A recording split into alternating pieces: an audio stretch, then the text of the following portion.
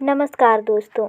हम पिछले वीडियो की तरह ही इस वीडियो में भी एक सच्ची घटना पर आधारित कहानी लेकर आए हैं। तो चलिए जानते हैं इस कहानी को।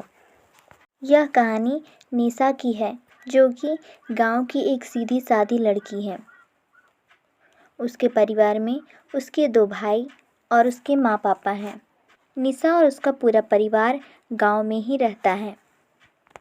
निशा है तो सीधी सादी, लेकिन उसे दोस्त मिल जाए और वो मस्ती ना करे, ऐसा हो नहीं सकता है। एक बार की बात है, निशा के गांव में एक लड़की की शादी थी। अक्सर गांव में शादी ब्याह होते हैं तो बहुत भीड़ भाड़ का माहौल होता है। बहुत लोग जो कि शहर में रहते हैं, बाहर रहते हैं, वे लोग आकर जमा हो जाते हैं। यानी कि जितने भी शादी हो रही लड़की के या किसी लड़की की शादी हो रहे हों, तो उसके जो भी रिलेटिव्स होते हैं वो सभी आ जाते हैं। और गांव में ये होता है कि शादी एक के घर में भले हो रहा हो, लेकिन पूरा मोहल्ला खुशी से उछलता कूदता रहता है और सारे मोहल्ले के लोग मिलकर शादी के कामों में हाथ बटाते हैं। उसी तरह से निशा के घर के बगल वाली दीदी का शादी था और निशा भी बहुत खुश थी। रात का टाइम था, बारात आने वाली थी। तो उसी दीदी के रिलेटिव में कोई भैया लगते थे जो कि बाहर से आए हुए थे। उनके पास एक बड़ी गाड़ी थी, जिसे हम कार कह सकते हैं। निशा की फैमिली थोड़ी गरीब थी, इसलिए निशा को कार का बहुत शौक़ था। कार में बैठने, कार से घूमने, इन सब चीज़ों का उसे बहुत ज़्यादा ही शौक़ था। शाम का वक्त था, लगभग 4-5 बजे होंगे और बारात आने वाली थी लगभग रात की 9 से 10 बजे के लगभग। तो वो जो भैया थे जिनके पास कार थी, वे अपनी कार को धोने के लिए बाहर जा रहे थे। तो उन्होंने उस तरह से बच्चों को नहीं बताया, जो भी निशा और उसके दोस्त थे उन्हें नहीं बताया कि वे कार धोने जा रहे हैं। उन्होंने कहा चलो आज हम लोग घूमने चलते हैं। तो निशा तो शौकीन थी ही कार में बैठने की, उसमें घूमने की। उसने भी हाँ कर दिया और अपने भाइयों के साथ और कुछ जो रिलेटिव्स आए हुए थे उनके, उनमें से जो बच्चे थे उन लोगों के साथ वो कार में बैठकर चली गई। अब निशा जा तो रही थी, बट वो इतना खुश थी, वो खिड़की तरफ ही बैठी थी। खिड़की से झांकना, हरी हरी वादियों को देखना, और वो भी कार से, ये निशा का सपना था। इसी तरह से वो लोग घूमते घूमते बहुत आगे निकल जाते हैं और धीरे धीरे शाम भी होने लगती है। अब अचानक से एक जगह वो भैया वो गाड़ी को रोक देते हैं और कहते हैं तुम लोग यहीं पर खेलो, तब तक मैं गाड़ी धो लेता हूँ। अब निशा को पता चलता है कि वो गाड़ी धोने आए हैं और हमें घुमाने का बोल कर लेकर आए हैं। वो सोचती है अब करे तो क्या करें, लेकिन उसके पास अब कोई चारा भी नहीं था, क्योंकि उसके पास बच्ची थी तो पैसे थे नहीं, तो घर तो वापस जा नहीं सकती थी और दूसरा उसको इंतज़ार करना पड़ता जब तक भैया की गाड़ी नहीं धुल जाती, तब तक वो नहीं जाते। तो वहीं के एक पास में टूटा हुआ घर था। बोले तो वो जो घर बनाया हुआ था उसमें बहुत सालों से लोग नहीं रहते थे, इसलिए वह घर टूट गया था। जैसे कोई खंडहर होता है ना, उस तरह से था। उसके कई दीवार भी आधा आधा टूटे हुए थे, ऊपर से छत था जो कि नहीं टूटा हुआ था। अब क्या करते हैं सभी बच्चे, वही जो खंडहर था, खंडहर वाला घर, उसी में सब जाकर बैठ जाते हैं। अब उन सबको डर भी बहुत लग रहा था, क्योंकि धीरे धीरे शाम भी हो रहा था और अंधेरा भी छाने लगा था। अब निशा सोचने लगती है कि वह घर में किसी को बिना बताए क्यों चली आई, उसे नहीं आना चाहिए था। वो खुद को कोसने लगती है, कहने लगती है अगर कार आज नहीं बैठी होती तो क्या था, कुछ नहीं होता, लेकिन अगर समय से घर नहीं गई तुम्हारी माँ कितना चिंता करेगी। निशा के पापा बाहर काम किया करते थे, इसलिए वह घर में नहीं रहते थे, तो उनकी माँ ही उन सबको संभालती थी। अब और भी बच्चे थे, वो लोग भी इसी तरह से कह रहे हैं, भैया को बार बार पूछ रहे हैं भैया कितना टाइम लगेगा, कितना देर लगेगा। भैया कह रहे हैं अब धुलेगा तब ना। अब सारे बच्चे, अंधेरा घर, खंडहर वो भी टूटा हुआ और रात का वक्त, सब डरने लगे। सबको बहुत ज़्यादा डर लगने लगा। निशा के साथ जो कुछ बच्चे थे वो तो रोने लगे कि हमें घर जाना है, घर जाना है। निशा भी सोच रही थी कि अब क्या करूं मैं, इतना रात हो गया, घर नहीं जा पा रही हूँ। हमारी माँ हम लोगों को कहाँ कहाँ ढूंढ रही होगी। निशा सीधी सादी लड़की थी, साथ में वो भगवान जी को भी मानती थी। तो भगवान जी से प्रेयर करने लगी कि भगवान जी जल्दी से भैया की गाड़ी धुल जाए और हम लोग घर चले जाएं। कुछ देर इसी तरह बीत गया। अब भैया की गाड़ी धुल चुकी थी। अब सभी जल्दी जल्दी बैठते हैं भैया गाड़ी में और भैया कहते हैं चलिए भैया आप जल्दी से घर चलिए। भैया कहते हैं ठीक है चलते हैं। फिर वो लोग जाने लगते हैं घर। निशा सोचती है पता नहीं मेरी माँ कितना गुस्सा होगी हमसे, क्या कर रही होगी, कहाँ कहाँ ढूंढ रही होगी, मैं बताकर भी नहीं गई। ये सब सोच रही थी। रास्ते भर सोचते सोचते आ रही थी। सोचती है कि आज तो मेरी खैर नहीं, आज मेरी माँ हम सबको बहुत पिटेगी। वो ऐसा ही सोच रही थी कि तभी वो अपने घर के पास पहुंच गई थी और भैया की गाड़ी से जल्दी से उतरती है और अपने भाइयों को भी निकालती है और देखती है कि अभी बारात आने ही वाला था और वहाँ पे बहुत ही ज़्यादा भीड़ लगे हुए थे। निशा अपने भाइयों को लेकर घर चली जाती है तो क्या देखती है उसकी दादी माँ घर पर है पर निशा की माँ नहीं है। अब निशा सोचती है उसकी माँ कहाँ चली गई।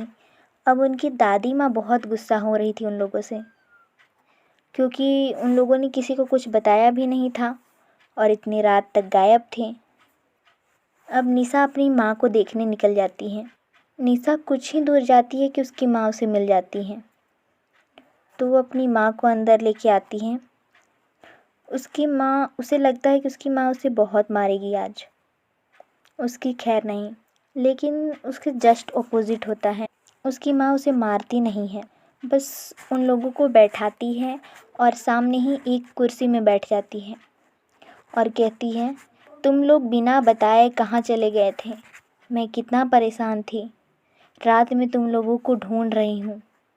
इतना कहते कहते अचानक से क्या हुआ कि निशा की माँ कुर्सी से अचानक से गिर गई। निशा उठी और एकदम दौड़ते हुए गई और अपनी माँ को उठाने लगी। उसकी दादी देखी, वो भी चिल्ला रही, उठा तो नहीं पाती है लेकिन वो पलटती है अपनी माँ को और होश में लाने की कोशिश करती है। अब उसकी माँ होश में आती नहीं है। अब निशा बहुत ही ज़्यादा रोने लगती है। उसे लगने लगता है कि ये सब उसके कारण ही हुआ है, पता नहीं उसकी माँ को क्या हो गया। वो इतना रोने लगती है और भगवान जी से प्रेयर करने लगती है कि हे भगवान जी मेरी माँ को बचा लीजिए, अब से मैं ऐसे गलती नहीं करूँगी। और निशा छोटी भी थी तो उसे उतना कुछ समझ में नहीं आ रहा था कि क्या हो रहा है, इसलिए वो खूब रो रही थी। तब उसकी दादी माँ ने कहा, जैसे हम बोल सकते हैं कोई तांत्रिक बाबा हो जो कि अगर आपके साथ कुछ प्रॉब्लम हो, कुछ दिक्कत हो तो उस चीज़ को आपके हाथ पकड़ के या कुछ ऐसे करके बता देते हैं या तो फिर आपको ठीक भी कर सकते हैं। निशा को कुछ भी समझ में नहीं आ रहा था, वो करे तो क्या करे। वो उठती है और दौड़ते दौड़ते चली जाती है बाबा को बुलाने। वो बाबा रहते हैं सो निशा की माँ को सुला देते हैं। उसके बाद कहते हैं कि देखो बेटी, तुम्हारी माँ के साथ कुछ बहुत बड़ा गड़बड़ हुआ है, जिसे ठीक करने के लिए तुम्हें हल्दी लाना होगा। वो हल्दी नहीं जिसे हम खाने में यूज करते हैं, वो वाली हल्दी जो कि जब हल्दी को पैदा किया जाता है और इसको जो खोदने के बाद जो निकलता है, जिसे हमारी तरफ डारा हल्दी कहा जाता है, जो कि छोटे छोटे टुकड़ों में होता है, वो वाली हल्दी लेकर आने के लिए कहते हैं। अब बाबा को ला कर देती है। बाबा कहते हैं एक और काम करना पड़ेगा बेटी। तो निशा कहती है क्या करना पड़ेगा बाबा। तो बाबा कहते हैं देखो बेटी, जो भी तुम्हारी माँ के साथ हुआ है उसे ठीक करने के लिए इस हल्दी को मैं तुम्हारी माँ के कान में डालूँगा, जिससे कि पूरा ये चांस है कि वो ठीक हो जाए। लेकिन वो इस समय जब मैं उनके कान में हल्दी डालूँगा तो बहुत ज़्यादा छटपटाएंगी, तो तुम लोगों को इनके हाथ पैर पकड़ने होंगे।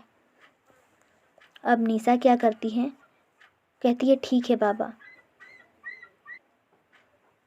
अब वो बाबा रहते हैं, वो हल्दी को लेकर निशा की माँ के दोनों कानों में एक साथ डालते हैं।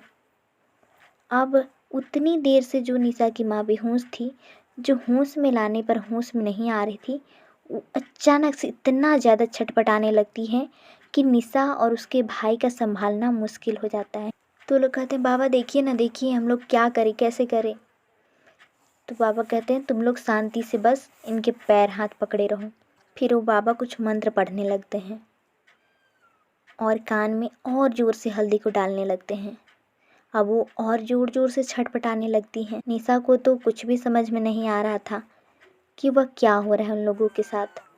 अब क्या होता है, इसी बीच अचानक से निशा की माँ चिल्लाने लगती है।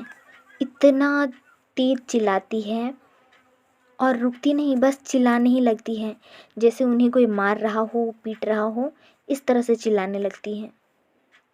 मुझे छोड़, इस तरह से वो कह रही थी और चिल्ला रही थी।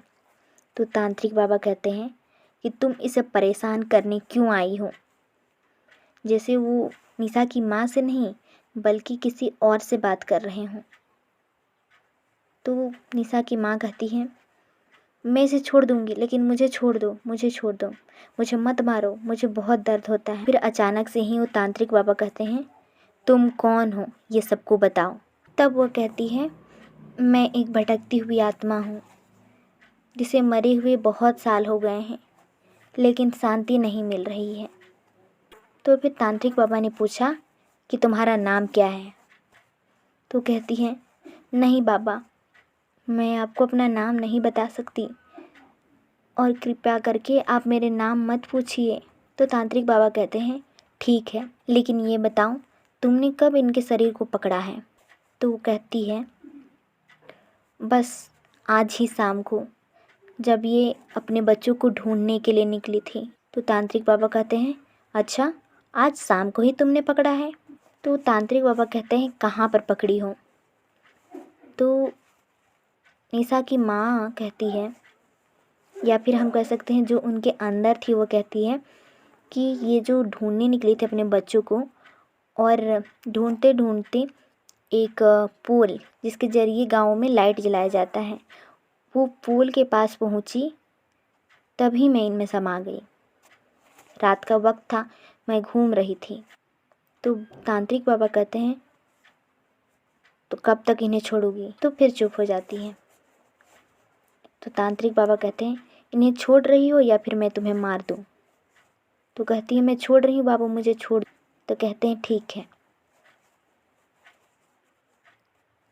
फिर तांत्रिक बाबा उसको कहते हैं तुम निकल के चली जाओ, वरना मैं तुम्हें बहुत मारूंगा। फिर कुछ देर में फिर तांत्रिक बाबा कहते हैं कितनी दूर गई। तो फिर वह कहती हैं बस दरवाजे से बाहर निकली हूँ। फिर कुछ देर इसी तरह बीतता है। फिर तांत्रिक बाबा कहते हैं अब कहाँ पर हो। तो कहती है मैं रास्ता पार कर रही हूँ। फिर तांत्रिक बाबा कहते हैं अब कहाँ हो। तो कहती है मैं पहुँच गई हूँ। तो तांत्रिक बाबा कहते हैं क्या दोबारा इसके पास आओगी। तो कहती है नहीं बाबा, नहीं आऊँगी। तो ये थी आज की कहानी। ये एक सच्ची कहानी है। तो वीडियो को पूरा देखने के लिए धन्यवाद।